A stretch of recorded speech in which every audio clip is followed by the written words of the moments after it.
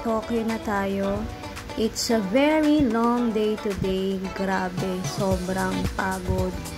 But I'm not complaining. Masaya ako na nakabalik ako ng Japan. Right now, naglalakad kami around Shinagawa, heading to Sukiya for a quick dinner bago mag-check-in. Grabe, sobrang pagod na talagang hinahatak na ako ng katawan ko para humiga na. Kasi bukas ay mahaba-habang lakaran naman para sa pasyal. Ayan, papasok na kami sa Sukiya. And yung food dito ay grabe. Yung view doon kasi yung in-order ko. Ang sarap. Ayan, nakita nyo? Napaka-tender ng meat, ang nipis, the sauce, lahat. Ewan ko ba, basta masarap siya. Pero, hindi ko alam kung gutom lang ako. Pero, ang sarap niya, for me. So, andito na tayo sa hotel at hinahanap na natin ang ating room. By the way, dito kami sa Toyoko Inn, nag-check-in. And, ayan, pagpasok mo ng room, makikita mo agad yung bed.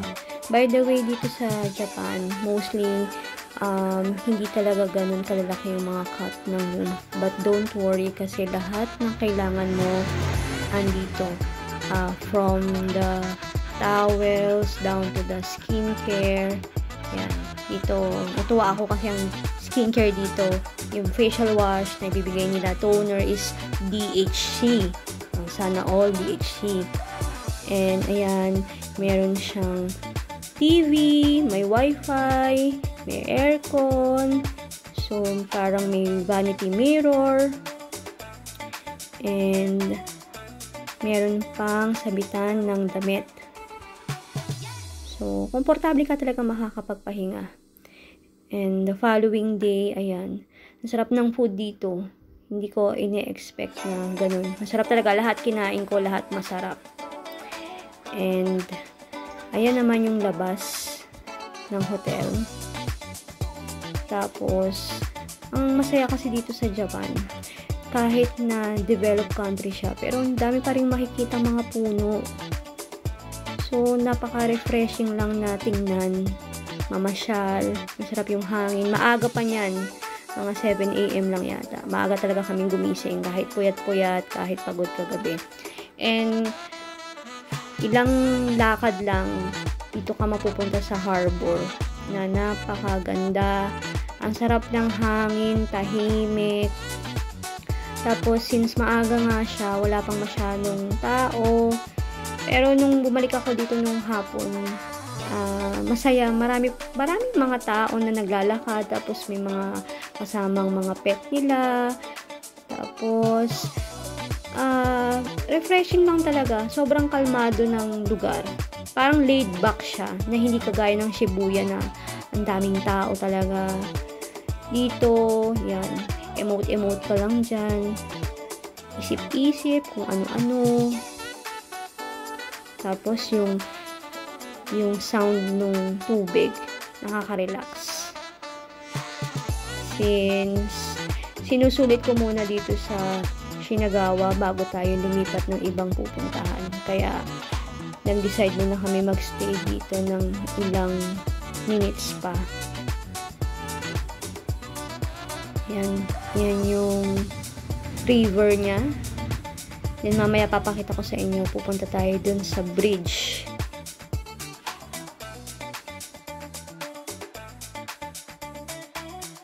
Tapos, ayan, parang yate ba yan? Yate ang tawag dyan. Ayan, pero wala namang nakasakay. Nakapark lang dyan. Tapos, nakalimutan kong sabihin, ang linis ng tubig. Wala kang makikitang kahit na anong basura, kahit isang maliit na balat ng candy, or kung ano man, wala talaga. Kahit parang mga natuyong dahon, wala.